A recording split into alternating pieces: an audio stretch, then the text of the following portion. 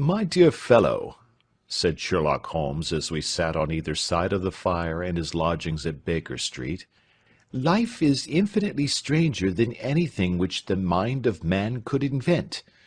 We would not dare to conceive the things which are really mere commonplaces of existence. If we could fly out of that window hand in hand, hover over this great city, gently remove the roofs, and peep in at the queer things which are going on, the strange coincidences, the plannings, the cross-purposes, the wonderful chains of events, working through generations, and leading to the most outré results, it would make all fiction with its conventionalities and foreseen conclusions most stale and unprofitable." "And yet I am not convinced of it," I answered. "The cases which come to light in the papers are, as a rule, bald enough and vulgar enough. We have in our police reports realism pushed to its extreme limits, and yet the result is, it must be confessed, neither fascinating nor artistic." "A certain selection and discretion must be used in producing a realistic effect," remarked Holmes. "This is wanting in the police report, where more stress is laid, perhaps, upon the platitudes of the magistrate than upon the details, which to an observer contain the vital essence of the whole matter. Depend upon it, there is nothing so unnatural as the commonplace." I smiled and shook my head. "I can quite understand your thinking so," I said. "Of course, in your position of unofficial adviser and helper to everybody who is absolutely puzzled throughout 3 continents, you are brought in contact with all that is strange and bizarre. But here," I picked up the morning paper from the ground, "let us put it to a practical test. Here is the first heading upon which I come: A husband's cruelty to his wife. There is half a column of print, but I know without reading it that it is all perfectly familiar to me. There is, of course, the other woman, the drink, the push, the blow, the bruise, the sympathetic sister or landlady. The crudest of writers could invent nothing more crude." "Indeed, your example is an unfortunate one for your argument," said Holmes, taking the paper and glancing his eye down it. "This is the Dundas separation case, and, as it happens, I was engaged in clearing up some small points in connection with it. The husband was a teetotaler. There was no other woman, and the conduct complained of was that he had drifted into the habit of winding up every meal by taking out his false teeth and hurling them at his wife, which, you will allow, is not an action likely to occur to the imagination of the average story-teller. Take a pinch of snuff, doctor, and acknowledge that I have scored over you in your example." He held out his snuff-box of old gold, with a great amethyst in the centre of the lid. Its splendor was in such contrast to his homely ways and simple life that I could not help commenting upon it. "Ah," said he, "I forgot that I had not seen you for some weeks. It is a little souvenir from the King of Bohemia, in return for my assistance in the case of the Irene Adler papers." "And the ring?" I asked, glancing at a remarkable brilliant which sparkled upon his finger. "It was from the reigning family of Holland, though the matter in which I served them was of such delicacy that I cannot confide it even to you, who have been good enough to chronicle 1 or 2 of my little problems." "And have you any on hand just now?" I asked with interest. "Some 10 or 12, but none which present any feature of interest. They are important, you understand, without being interesting. Indeed, I have found that it is usually in unimportant matters that there is a field for the observation, and for the quick analysis of cause and effect which gives the charm to an investigation. The larger crimes are apt to be the simpler, for the bigger the crime, the more obvious, as a rule, is the motive. In these cases, save one rather intricate matter which has been referred to me from Marseilles, There is nothing which presents any features of interest. It is possible, however, that I may have something better before very many minutes are over, for this is one of my clients, or I am much mistaken." He had risen from his chair and was standing between the parted blinds, gazing down into the dull, neutral-tinted London street.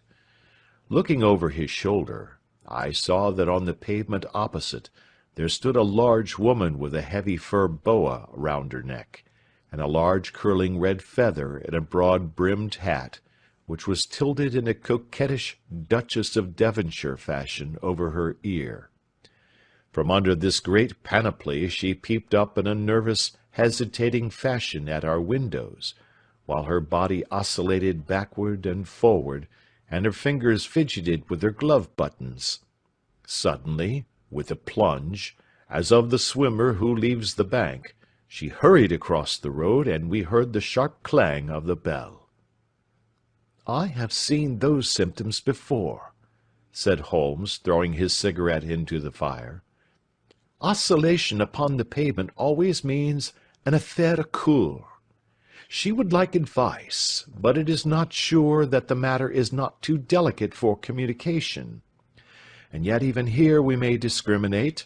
When a woman has been seriously wronged by a man she no longer oscillates, and the usual symptom is a broken bell-wire.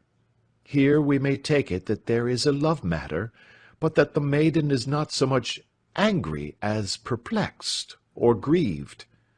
But here she comes in person to resolve our doubts." As he spoke there was a tap at the door, and the boy in buttons entered to announce Miss Mary Sutherland, while the lady herself loomed behind his small black figure like a full-sailed merchantman behind a tiny pilot-boat. Sherlock Holmes welcomed her with the easy courtesy for which he was remarkable, and having closed the door and bowed her into an arm-chair, he looked her over in the minute yet abstracted fashion which was peculiar to him. "Do you not find," he said, "that with your short sight it is a little trying to do so much typewriting?"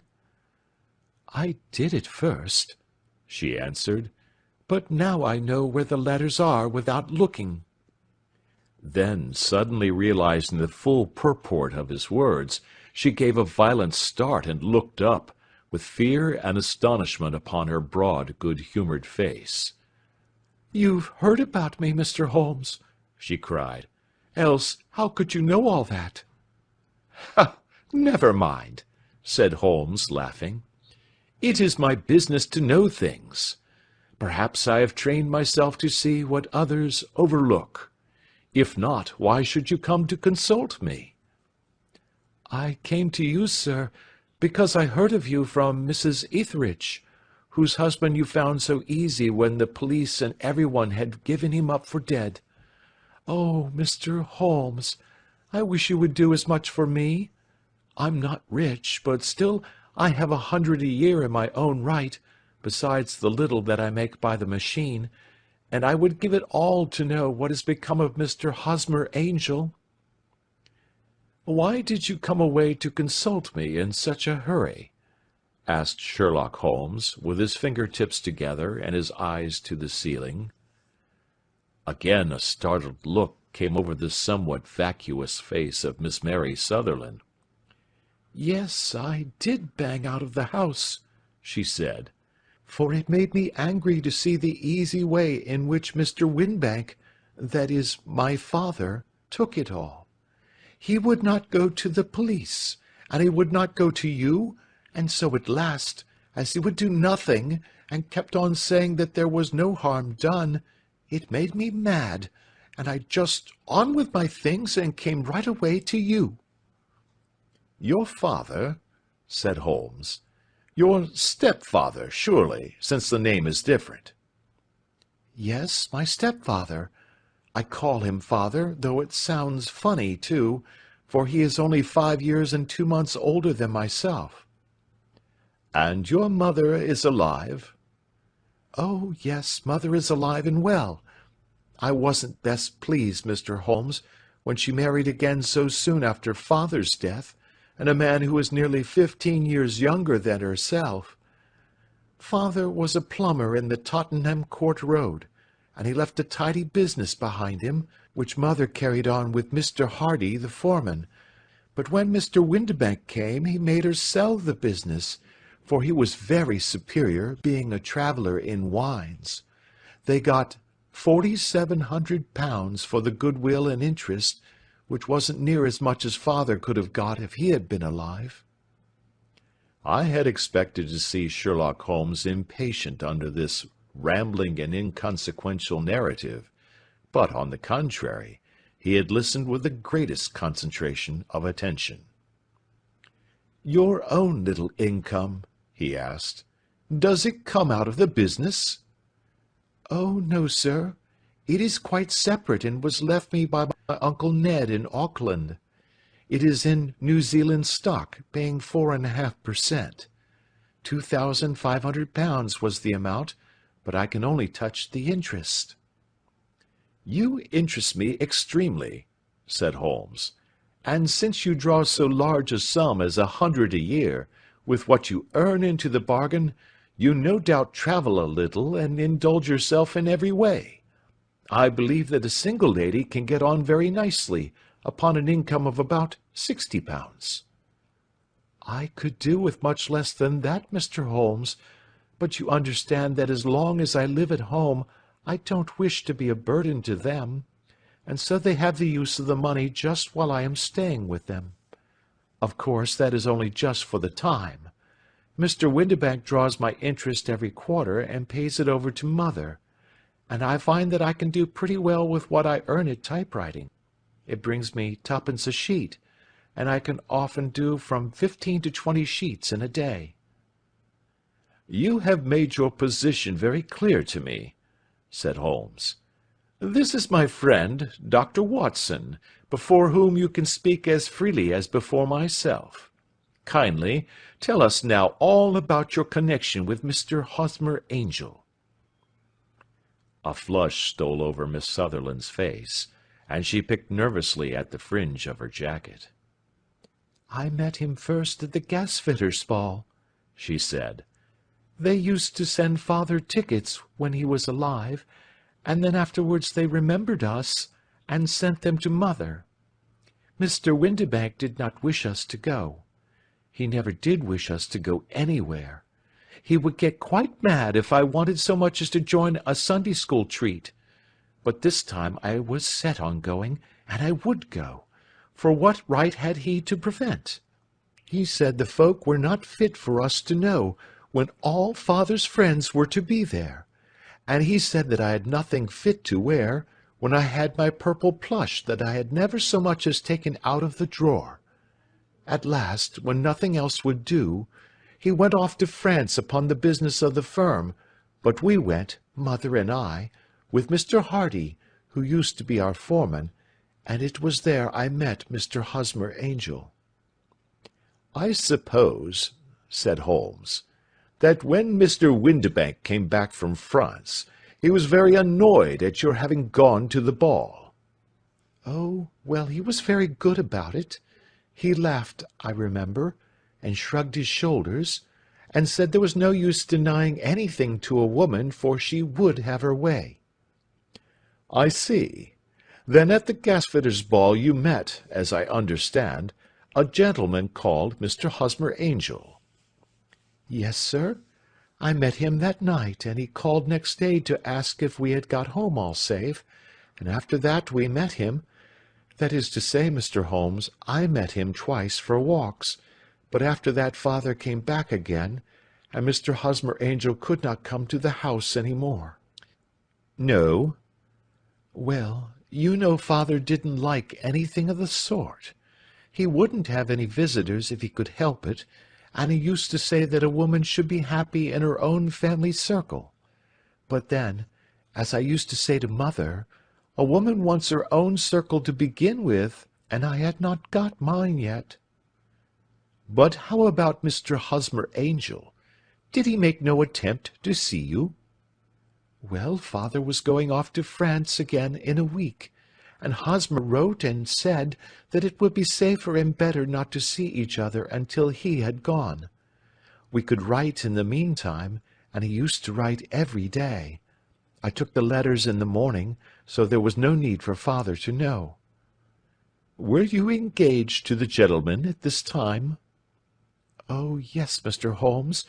We were engaged after the first walk that we took. Hosmer, Mr. Angel, was a cashier in an office in Leadenhall Street, and—" "What office?" "That's the worst of it, Mr. Holmes. I don't know." "Where did he live, then?" "He slept on the premises." "And you don't know his address?" "No, except that it was Leadenhall Street." "Where did you address your letters, then?" "To the Leadenhall Street post office, to be left till called for. He said that if they were sent to the office he would be chaffed by all the other clerks about having letters from a lady, so I offered to typewrite them, like he did his, but he wouldn't have that, for he said that when I wrote them they seemed to come from me, but when they were typewritten he always felt that the machine had come between us. That will just show you how fond he was of me, Mr. Holmes, and the little things that he would think of." "It was most suggestive," said Holmes. "It has long been an axiom of mine that the little things are infinitely the most important. Can you remember any other little things about Mr. Hosmer Angel?" "He was a very shy man, Mr. Holmes. He would rather walk with me in the evening than in the daylight, for he said that he hated to be conspicuous. Very retiring and gentlemanly he was. Even his voice was gentle. He'd had the quinsy and swollen glands when he was young, he told me, and it had left him with a weak throat and a hesitating, whispering fashion of speech. He was always well dressed, very neat and plain, but his eyes were weak just as mine are, and he wore tinted glasses against the glare." "Well, and what happened when Mr. Windibank, your stepfather, returned to France?" "Mr. Hosmer Angel came to the house again, and proposed that we should marry before father came back. He was in dreadful earnest, and made me swear, with my hands on the testament, that whatever happened I would always be true to him. Mother said he was quite right to make me swear, and that it was a sign of his passion. Mother was all in his favour from the first, and was even fonder of him than I was.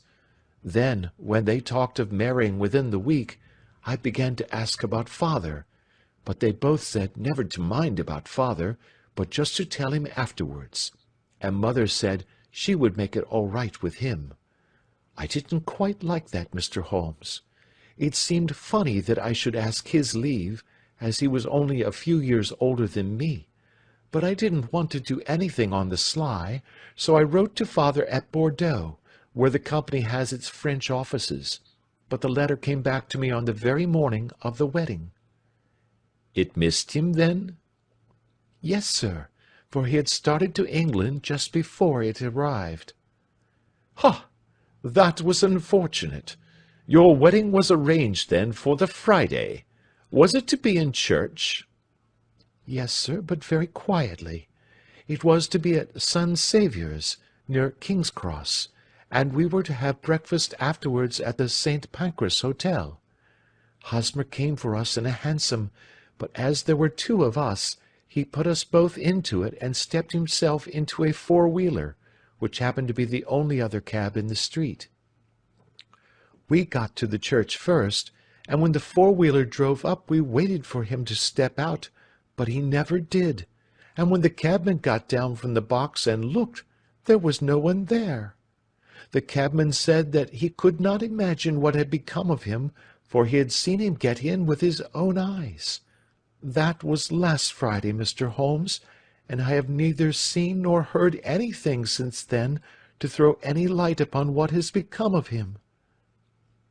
"It seems to me that you have been very shamefully treated," said Holmes. "Oh, no, sir. He was too good and kind to leave me so.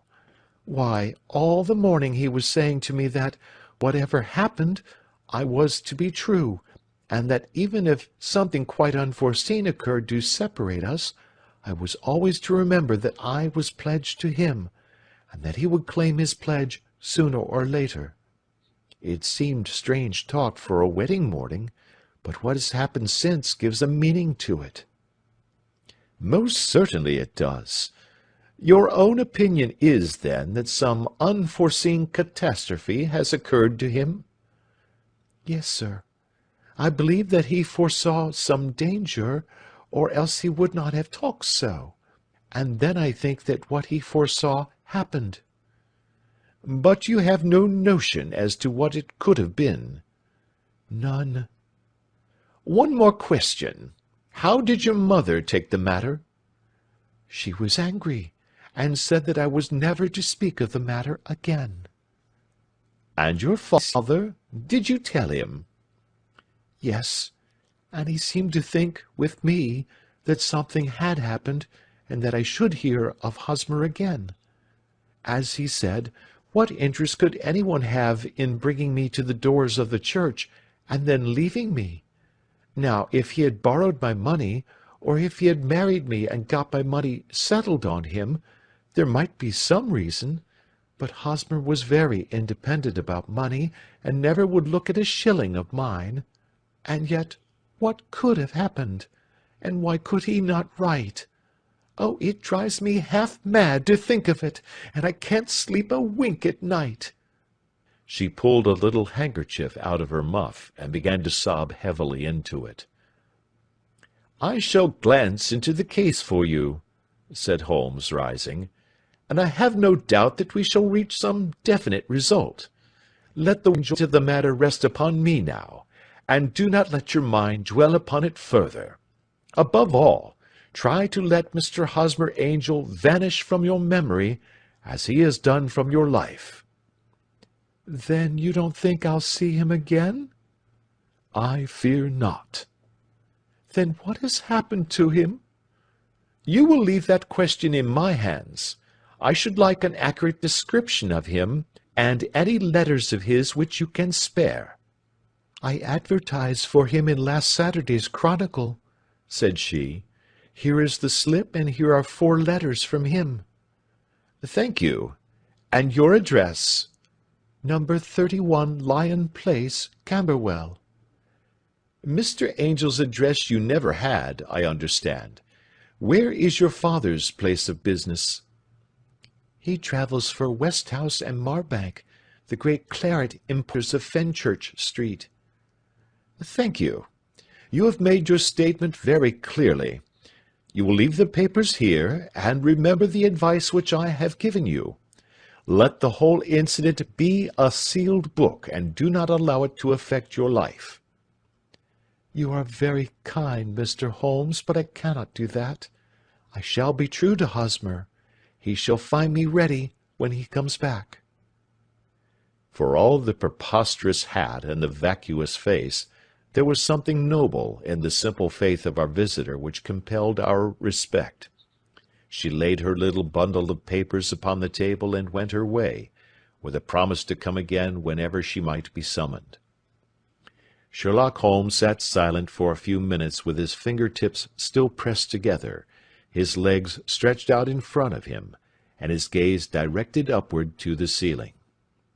Then he took down from the rack the old and oily clay pipe, which was to him as a counsellor, and, having lit it, he leaned back in his chair, with the thick blue cloud-wreaths spinning up from him, and a look of infinite languor in his face. "Quite an interesting study, that maiden," he observed. "I found her more interesting than her little problem, which, by the way, is rather a trite one.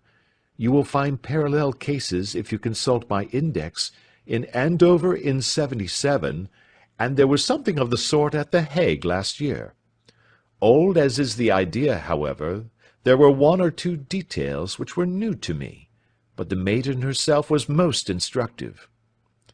"You appeared to read a good deal upon her which was quite invisible to me," I remarked.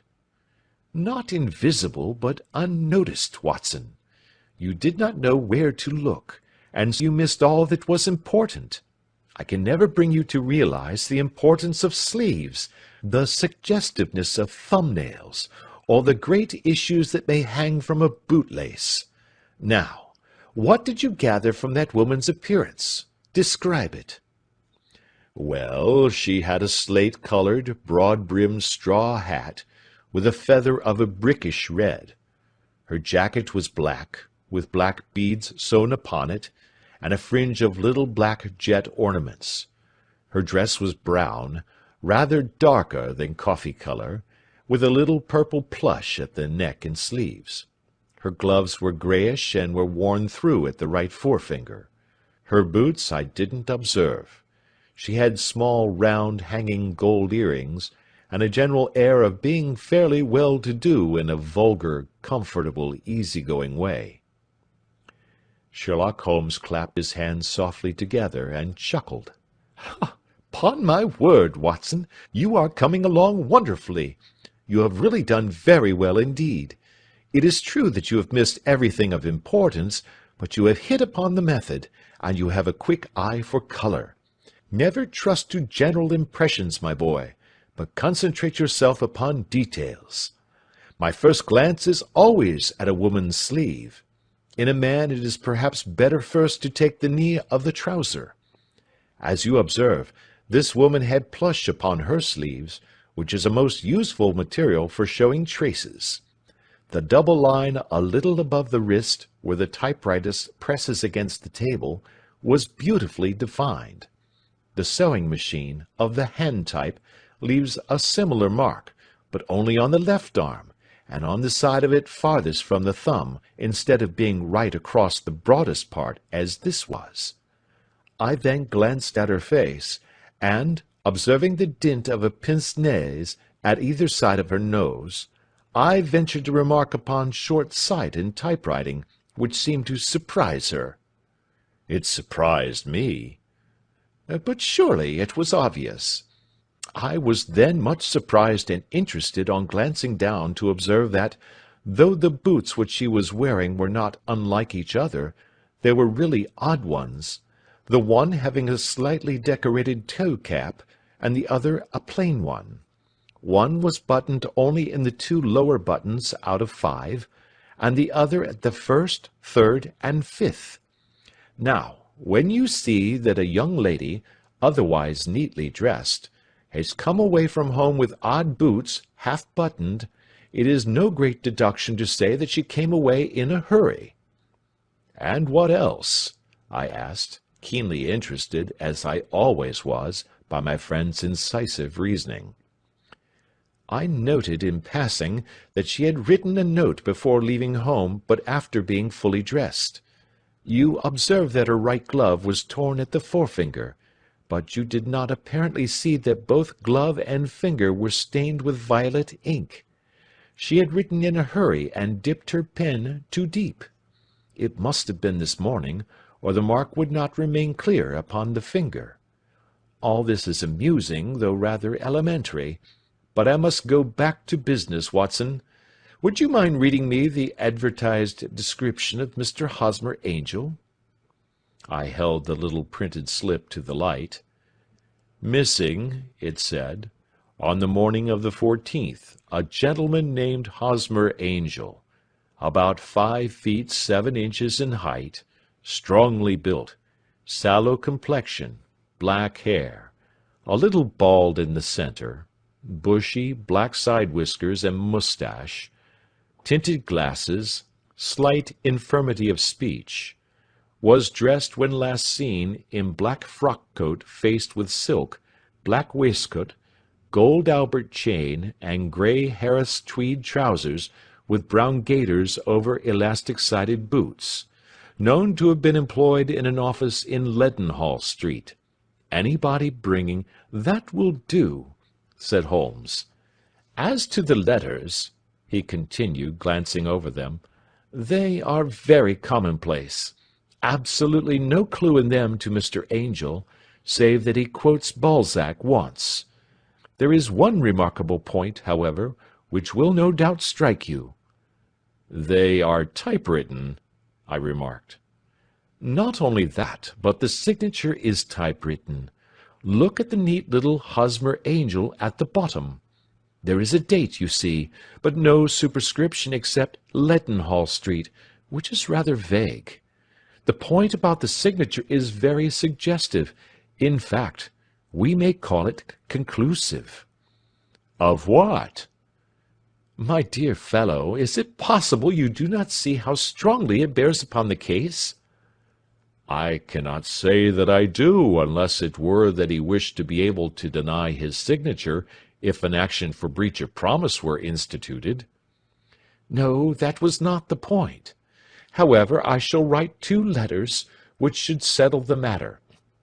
One is to a firm in the city, the other is to the young lady's stepfather, Mr. Windibank, asking him whether he could meet us here at 6 o'clock tomorrow evening. It is just as well that we should do business with the male relatives. And now, doctor, we can do nothing until the answers to those letters come, so we may put our little problem upon the shelf for the interim." I had had so many reasons to believe in my friend's subtle powers of reasoning and extraordinary energy in action, that I felt that he must have some solid grounds for the assured and easy demeanour with which he treated the singular mystery which he had been called upon to fathom. Once only had I known him to fail, in the case of the King of Bohemia and the Irene Adler photograph, but when I looked back to the weird business of the sign of 4, and the extraordinary circumstances connected with the study in scarlet, I felt that it would be a strange tangle indeed which he could not unravel. I left him then, still puffing at his black clay pipe, with the conviction that when I came again on the next evening, I would find that he held in his hands all the clues which would lead up to the identity of the disappearing bridegroom of Miss Mary Sutherland. A professional case of great gravity was engaging my own attention at the time, and the whole of next day I was busy at the bedside of the sufferer. It was not until close upon 6 o'clock that I found myself free, and was able to spring into a hansom and drive to Baker Street, half afraid that I might be too late to assist at the dénouement of the little mystery. I found Sherlock Holmes alone, however, half asleep, with his long, thin form curled up in the recesses of his armchair. A formidable array of bottles and test-tubes, with the pungent, cleanly smell of hydrochloric acid, told me that he had spent his day in the chemical work which was so dear to him. "Well, have you solved it?" I asked as I entered. "Yes, it was the bisulfate of baryta." "No, no, the mystery!" I cried. "Oh, that! I thought of the salt that I had been working upon. There was never any mystery in the matter, though, as I said yesterday, some of the details are of interest. The only drawback is that there is no law, I fear, that can touch the scoundrel." "Who was he, then, and what was his object in deserting Miss Sutherland?" The question was hardly out of my mouth, and Holmes had not yet opened his lips to reply, when we heard a heavy footfall in the passage, and a tap at the door. "This is the girl's stepfather, Mr. James Windibank," said Holmes. "He has written to me to say that he would be here at 6. Come in."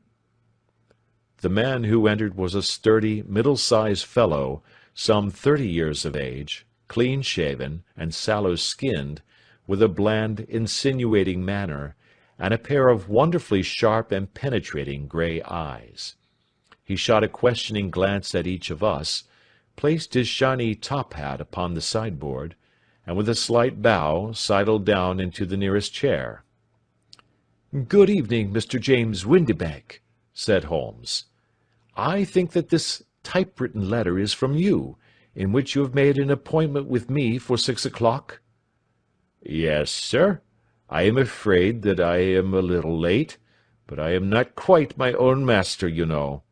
I am sorry that Miss Sutherland has troubled you about this little matter, for I think it is far better not to wash linen of the sort in public. It was quite against my wishes that she came, but she is a very excitable, impulsive girl, as you may have noticed, and she is not easily controlled when she has made up her mind on a point. Of course, I did not mind you so much, as you are not connected with the official police, but it is not pleasant to have a family misfortune like this noised abroad. Besides, it is a useless expense, for how could you possibly find this Hosmer Angel? On the contrary, said Holmes quietly, I have every reason to believe that I will succeed in discovering Mr. Hosmer Angel. Mr. Windibank gave a violent start and dropped his gloves. "I am delighted to hear it," he said. It is a curious thing, remarked Holmes, that a typewriter has really quite as much individuality as a man's handwriting. Unless they are quite new, no two of them write exactly alike. Some letters get more worn than others, and some wear only on one side. Now, you remark in this note of yours, Mr. Windibank, that in every case there is some little slurring over of the E, and a slight defect in the tail of the R. There are 14 other characteristics, but those are the more obvious. We do all our correspondence with this machine at the office, and no doubt it is a little worn, our visitor answered, glancing keenly at Holmes with his bright little eyes. And now I will show you what is really a very interesting study, Mr. Windibank, Holmes continued. I think of writing another little monograph some of these days on the typewriter and its relation to crime. It is a subject to which I have devoted some little attention. I have here 4 letters which purport to come from the missing man. They are all typewritten. In each case, not only are the E's slurred and the R's tailless, but you will observe, if you care to use my magnifying lens, that the 14 other characteristics to which I have alluded are there as well. Mr. Windibank sprang out of his chair and picked up his hat. "I cannot waste time over this sort of fantastic talk, Mr. Holmes," he said. "If you can catch the man, catch him, and let me know when you have done it." "Certainly," said Holmes, stepping over and turning the key in the door. "I let you know then that I have caught him." "What? Where?" shouted Mr. Windibank, turning white to his lips and glancing about him like a rat in a trap. "Oh, it won't do. Really it won't," said Holmes suavely. "There is no possible getting out of it, Mr. Windibank. It is quite too transparent, and it was a very bad compliment when you said that it was impossible for me to solve so simple a question. That's right. Sit down and let us talk it over." Our visitor collapsed into a chair, with a ghastly face and a glitter of moisture on his brow. It's not actionable," he stammered. "I am very much afraid that it is not. But between ourselves, Windibank, it was as cruel and selfish and heartless a trick in a petty way as ever came before me. Now, let me just run over the course of events, and you will contradict me if I go wrong." The man sat huddled up in his chair, with his head sunk upon his breast, like one who was utterly crushed. Holmes stuck his feet up on the corner of the mantelpiece, and leaning back with his hands in his pockets, began talking rather to himself, as it seemed, than to us. "The man married a woman very much older than himself for her money," said he, "and he enjoyed the use of the money of the daughter as long as she lived with them. It was a considerable sum, for people in their position, and the loss of it would have made a serious difference. It was worth an effort to preserve it. The daughter was of a good, amiable disposition, but affectionate and warm-hearted in her ways, so that it was evident that with her fair personal advantages and her little income, she would not be allowed to remain single long. Now her marriage would mean, of course, the loss of 100 a year, so what does her stepfather do to prevent it?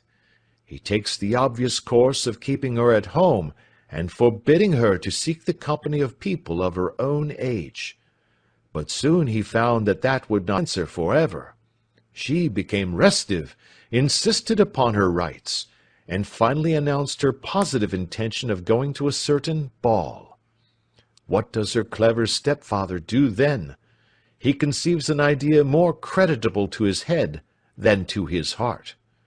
With the connivance and assistance of his wife, he disguised himself, covered those keen eyes with tinted glasses, masked the face with a moustache and a pair of bushy whiskers, sunk that clear voice into an insinuating whisper, and doubly secure on account of the girl's short sight, he appears as Mr. Hosmer Angel, and keeps off other lovers by making love himself. "It was only a joke at first," groaned our visitor. "We never thought that she would have been so carried away." "Very likely not.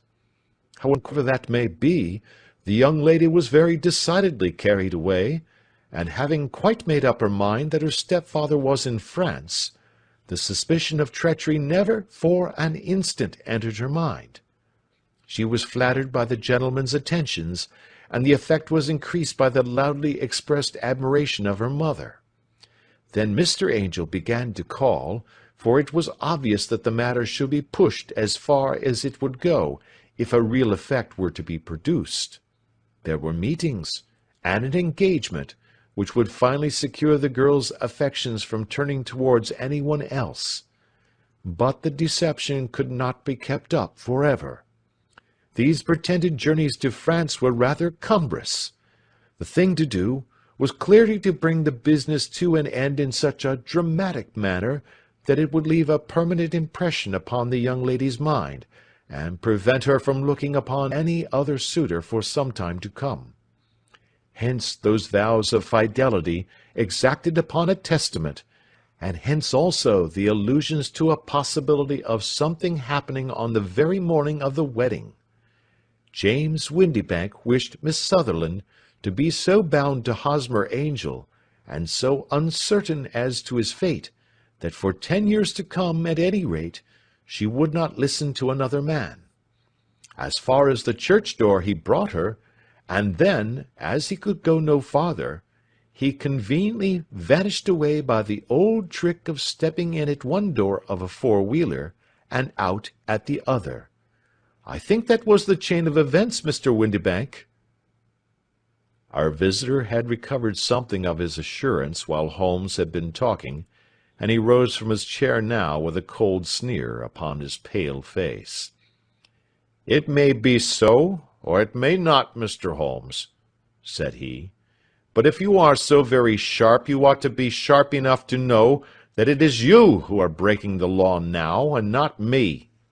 I have done nothing actionable from the first, but as long as you keep that door locked, you lay yourself open to an action for assault and illegal constraint." "The law cannot, as you say, touch you," said Holmes, unlocking and throwing open the door.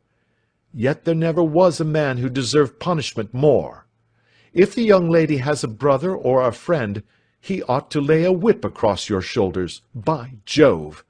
he continued, flushing up at the sight of the bitter sneer upon the man's face. "It is not part of my duties to my client, but here's a hunting crop handy, and I think I shall just treat myself to—" He took 2 swift steps to the whip, but before he could grasp it there was a wild clatter of steps upon the stairs, the heavy hall door banged, and from the window we could see Mr. James Windibank running at the top of his speed down the road. "There's a cold-blooded scoundrel," said Holmes, laughing, as he threw himself down into his chair once more. "That fellow will rise from crime to crime until he does something very bad and ends on a gallows. The case has, in some respects, been not entirely devoid of interest." "I cannot now entirely see all the steps of your reasoning," I remarked. "Well, of course it was obvious from the first that this Mr. Hosmer Angel must have some strong object for his curious conduct, and it was equally clear that the only man who really profited by the incident, as far as we could see, was the stepfather. Then the fact that the two men were never together, but that the one always appeared when the other was away, was suggestive. So were the tinted spectacles and the curious voice, which both hinted at a disguise, as did the bushy whiskers. My suspicions were all confirmed by his peculiar action in typewriting his signature, which, of course, inferred that his handwriting was so familiar to her that she would recognize even the smallest sample of it. You see, all these isolated facts, together with many minor ones, all pointed in the same direction. And how did you verify them? Having once spotted my man, it was easy to get corroboration. I knew the firm for which this man worked. Having taken the printed description, I eliminated everything from it which could be the result of a disguise, the whiskers, the glasses, the voice, and I sent it to the firm with a request that they would inform me whether it answered to the description of any of their travellers. I had already noticed the peculiarities of the typewriter, and I wrote to the man himself at his business address, asking him if he would come here. As I expected, his reply was typewritten and revealed the same trivial but characteristic defects. The same post brought me a letter from Westhouse and Marbank, of Fenchurch Street, to say that the description tallied in every respect with that of their employee, James Windibank. Voilà tout. And Miss Sutherland? If I tell her, she will not believe me. You may remember the old Persian saying, "There is danger for him who taketh the tiger cub, and danger also for whoso snatches a delusion from a woman." There is as much sense in Hafiz as in Horace, and as much knowledge of the world.